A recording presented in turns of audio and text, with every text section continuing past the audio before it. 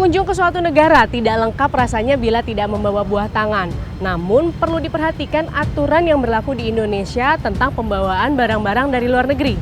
Tiap penumpang hanya diberikan pembebasan sebanyak 250 USD dan kelebihannya harus dikenakan bea masuk.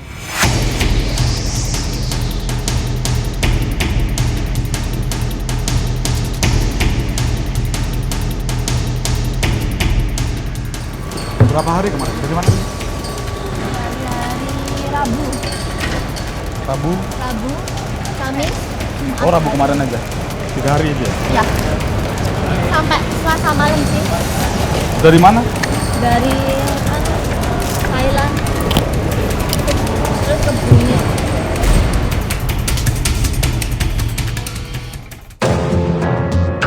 Petugas menemukan banyak oleh-oleh berupa makanan dan baju baru yang dibawa oleh penumpang. Nah, baju-bajunya ini belanja di sana? Iya, tapi ada baju dari rumah sih Pak. Yang baju dari rumah yang mana? Ini? Sama yang kamu Belanjaannya masa udah satu? dari Pak, ini bajunya cuma 1 biji. Kalau punya saya sendiri cuma 1 juta sih. Kalau punya saudara saya nggak sampai 1,5. Bawanya itu baju, pakaian buat dia pribadi, cuman dari harganya yang kita lihat itu melebihi dari batasan yang seharusnya. Kalau batasan seharusnya kan per orang untuk membawa barang pribadi bawaan penumpang itu 250 US. Kalau 2 orang berarti 500 US. Nah, untuk barangnya dia sendiri itu setelah kita kurangin 500 US masih ada sisa sekitar, kalau dirupiahkan sekitar 3 juta. Di register aja, bayar pajak aja.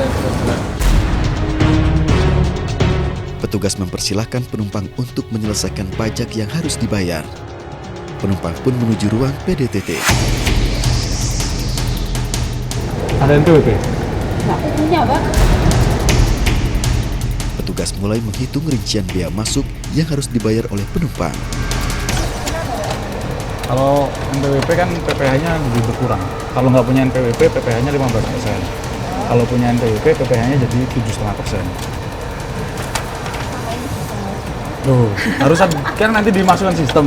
Buktinya kan nggak ada. Soalnya saya kalau belanja pasti 1 juta Pak.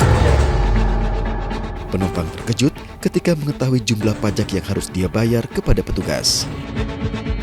Kalau untuk yang tadi itu kebetulan nggak mendeklar. Jadi kita kasih edukasi juga buat para penumpang juga, nggak cuma mbak-mbak tadi, yang lain juga kita edukasi bahwa declare itu penting. Jadi kita tahu barang yang mereka bawa apa, yang jadi itu termasuk dia kena atau enggak dan sebagainya, dia sebenarnya harus declare gitu. Jadi kita kasih edukasi next time harus dia declare kalau dia bawa barang seperti itu. Ini kalau di sini di data kita itu 1 juta, apa yang nilainya 1 juta itu bea masuknya 563, pajaknya 563. Tapi saya nggak pernah sih Pak bayar pajak semahal ini. Kalau ini dibagi dua, ini dibagi dua ya, dibagi dua. Kalau yang 1 juta mungkin 563, 1,5 7. Nah iya 1 juta tapi nilainya kan. Nah ini nilainya 2,5, Mbak. Soalnya ketemuan barangnya mahal.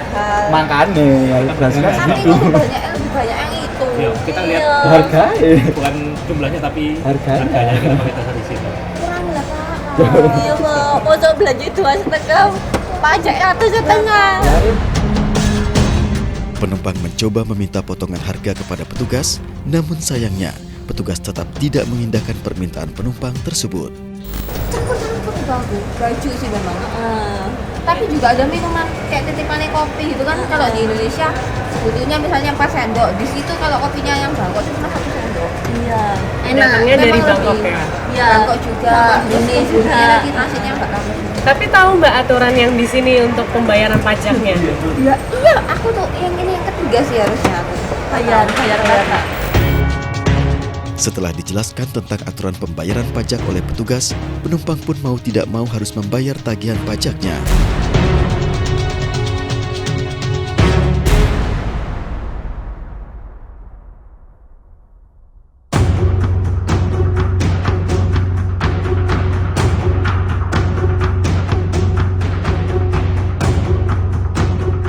penumpang asal Cina kedapatan membawa banyak botol berisi minuman mengandung etil alkohol. Do you bring soju? How many bottle? How many bottle? 4 or 5? 4. That's 4? I will check.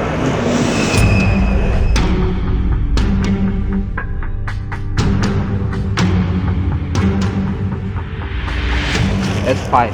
Okay? 5 soju. You can bring just 1 liter for 1 person, okay? Setiap satu penumpang dia haknya 1 liter. Ya, sesuai PMK 188 tahun 2010, satu penumpang 1 liter. It is not for custom, okay? So if you come to Indonesia again, you just yes 1 liter.